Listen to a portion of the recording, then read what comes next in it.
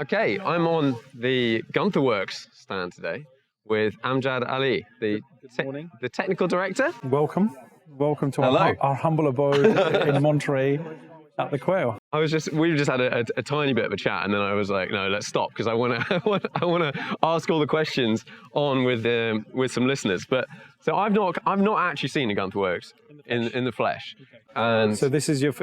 My first. This is a baptism of fire. Got a few different. A lot of people who first see the car, it looks so much different than the photographs, and you've probably seen that yourself. And here today we're launching Project Tornado, and this is our forced induction car. So this is 4-litre twin turbo car, 700 horsepower, 560 pounds-foot, not newton meters, pounds-foot of torque.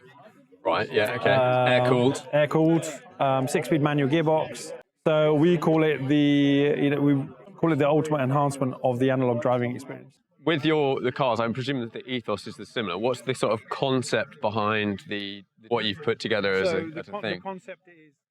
So the reason the company was founded by our CEO Peter Nam was he was of the opinion that cars are going more and more digital. You get in a modern supercar, or even a sports car, and everything's digital. So it's like driving a car in a video game. Yeah. And that,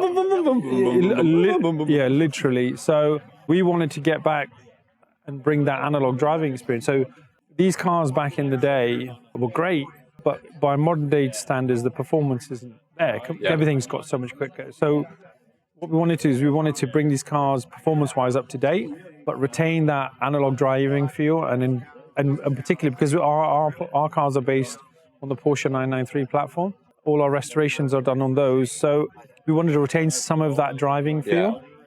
So the little quirkiness, like, the way the little hop and skip down the road, you go into corner, a little bit of left foot braking, just tucks that. All these little quirks that they do. And you'll only know if you drive one. But we didn't want to lose the whole character of the car. But at the same time, we've increased grip levels to a point where one of the characteristics that you truly want to forget, and I never forget this from when I used to run 964s and 993s back in the 90s. The odd time when you go into corner and you want to turn right, and the car acknowledges, yes, I understand you want to go right. However, I'm going to continue to carry on going straight. Moments. And 964s and 993s, well, 993s were a bit better because of the multi-link front suspension, but 964s in particular were very much a case of, I ain't doing that. And once you're on the power, it's just just tending in that direction. So we've addressed some of the quirks, but we've retained the character of the car. Right. And it's very much, all of our cars are very much about the analog driving experience. And they're all manual gearboxes. The noise, the smell, everything is there. The performance levels and handling levels are right up to date and modern. Like our coupe, for example, the new GT3 992 GT3 hasn't been up Laguna yet. But at this moment in time, it's the fastest naturally aspirated 911 of any generation around Laguna Seca. With only 435 horsepower. Yeah. Which that says it must have, because it doesn't look like it's got tons of aero unless there's some stuff underneath that I can't see. It's got a ton of mechanical grip. And it's lightweight. I mean, this car weighs 1,160 kilos.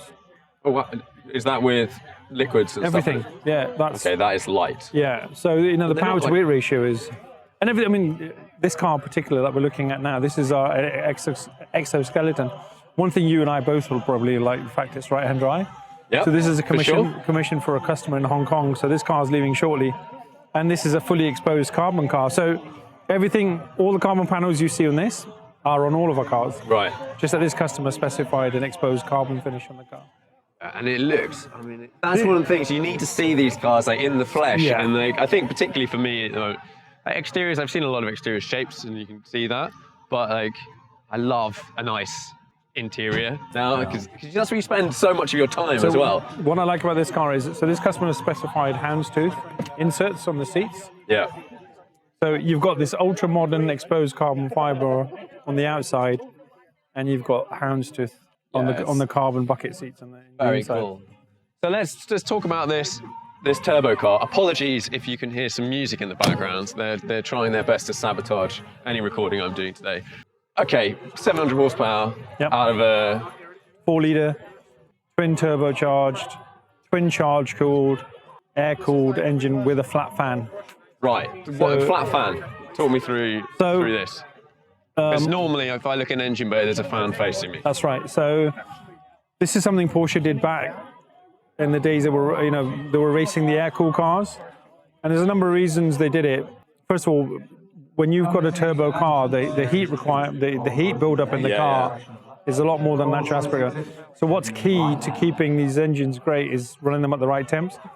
Once the oil gets over 210 degrees Fahrenheit, which is roughly 100 degrees Celsius, it starts affecting the performance of these engines.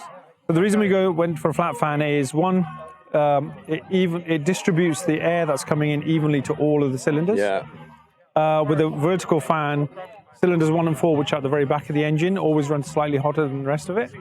But airflow, a 993 fan at 6100 RPM flows 1,010 litres a second of air. This flows 2,400 litres of air. So you can understand why Porsche did it. And it's evenly across all the cylinders. So why would you not do it? So the fan uses, at full RPM, the fan will use about 30 horsepower. Okay. So is that a reason why you might have a typical fan setup? Yes. So it uses less power. But these, because they have a mechanical drive that runs off, they use 30 horsepower. And that's always been a common bugbear. People say, oh, but they use 30 horsepower. But again, how much are you generating? It's relative, because even the vertical fan uses some horsepower, but it only uses 30 horsepower when it's at full RPM. It doesn't use 30 horsepower at whatever RPM. And then the horsepower usage goes up exponentially based on the engine speed and hence the fan speed. And when you're running 700 horsepower, if you're using 35 horsepower, 7,000, that's 5%. But the benefits of it, with the extra cooling and making the engine run cooler, are way outweigh the 30 horsepower. You can give it much more performance. Before taking it off, rather than absolutely better starting place. So, because a lot of people said, "Oh, have you done that to make it look good?" No, we've done it because we need it. And a lot of that, so 65% of the air cools the barrels and the cylinders, and the other 35% cools the heads. And it's really important to keep the head temperatures on these engines down. And would you say a lot of the design, and I know you're not in charge of the design, but is engineering-led? You've been looking for engineering solutions. Everything is engineering-led. Everything we do is based around a requirement that we had, like those side vents on the rear wings. They're not just there to look good; they're there. These are for the people that are listening, on the front. On the front wheels. On the front wings, we've got these exit vents, and on the rear wings, we've got those entry vents. So we've got the air intake, and we've got the charge cooler radiator intake as well. So that cools the charge cooler radiators that are used to cool the coolant that runs around the charge cooling system for the turbos. So that's functional. That's there because what it does is it clears turbulent air from the wheel well, and it generates downforce. And the same with the front, the bonnet vent, that generates downforce. That helps with airflow as well, over the car. It helps with aerodynamics, but it also generates quite a lot of front downforce. And even the slots there. So on a normal 993, they have one oil cooler, which sits like this, perpendicular to the direction of travel. So even on our coupes, we've moved it 90 degrees, so it's head on. So it's better for flow and for functionality and cooling. And we have two of them. Because this engine's going to run hotter, we've still got those two fans set up. We've got an exit there, and that extracts that hot air very, very efficiently and very, very quickly. And instead of feeding it into the front wheel well, it brings it out. And it has a dual stage effect. One, it makes it cooler. Secondly, it runs as like a curtain around the wheel. So from an aerodynamic point of view, it makes it more efficient as well. Everything that you see... there's a reason. It's a reason it's there. It's not just a case of, oh, you made it look... Honestly, the first... and you probably heard this or not. The first time I saw a Guntherwerks, I was like, okay, someone's just put a body kit on a 993, done the stuff. And then, actually having a look around it now, I'm like, okay, no, this is a serious development. If you notice how wide the cars are, the reason we made them wide, we wanted to maximize the mechanical grip. And not a lot of people outside of Porsche will know this, but the 964 and the 993, you unbolt the front suspension arms. There are two additional mounting points on the chassis that are 30 millimeters apart. Those for the race cars, right? Yeah, so all the race cars, they used to run the suspension there. If you go and look at a modern Porsche, all the current cars, they have a square track. So the front wheels are exactly the same width as the rear wheels. And if you look at a 993 or a 964, the older cars, you see the front's narrower. That contributes to an understeer situation. This fixes the understeer problem. That's why the Cup cars ran those out of suspension manifolds. So we use that as a base to do our chassis setup. Okay. So we squared the track off. So the track front and rear on the coupes is 1600 millimeters. So it's completely square. And then we run as much grip as tyre. What size tyre are you running? 335s, 30s on the back. Massive. And 295s on the front. And does that mean, well, I guess you've got power steering, so it's not like you're dealing with super heavy front end or anything. But there's no understeer. I mean, it goes where it's pointed. So the old days, as we were speaking earlier, of where, nah, I'm not going that way, mate. I'm going to go straight. It doesn't happen anymore. But having said that, when you push the car really hard, we have built a little bit understeer at the top end is a safety factor. Yeah. And again, if you know how to drive, you can go in. When you're going, and you have to be going really quickly to get it, and it's more of a race track moment.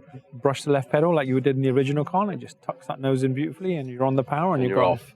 Yeah, because that's what I've found, like, so many road cars, and I think generally why I think most people prefer if you can drive a race car on a racetrack, because it's mainly setup. It's like the problem when you is, start going faster and faster in most road cars, they do just start kind of understeering. And then it's built in. If you're looking for lap times, you've lost like 3 seconds or something, because you just can't keep can't stay on it. That's the thing. But no, they so once we did square the track, we then built the body around it. Yeah. So the reason the front is as wide as it is because it needed to be. It wasn't. So people thought, oh, you know what they've done? Put a big wide body kit on it. They've stuck a set of big wide wheels on it with some spacers, and they've made wide arches. No, the reason it was done, we did the chassis first, and we then clothed it. And then there's things that are really important, like all Porsches have this like little 45-degree curve on the edges of the wheel arches. Right. So that's still there. Yeah. And the most important thing, if you look at the radius of the arches, it matches the originals exactly. Okay. So that was really, really important in terms of the look. Talk to me about these wheels. These wheels look very trick. So these are from good old Blighty. Well, sort of 50-50 sort of collaboration. So we worked with Dymag. It took us 2 years to develop these. So these are forged magnesium centers that we make ourselves. Right.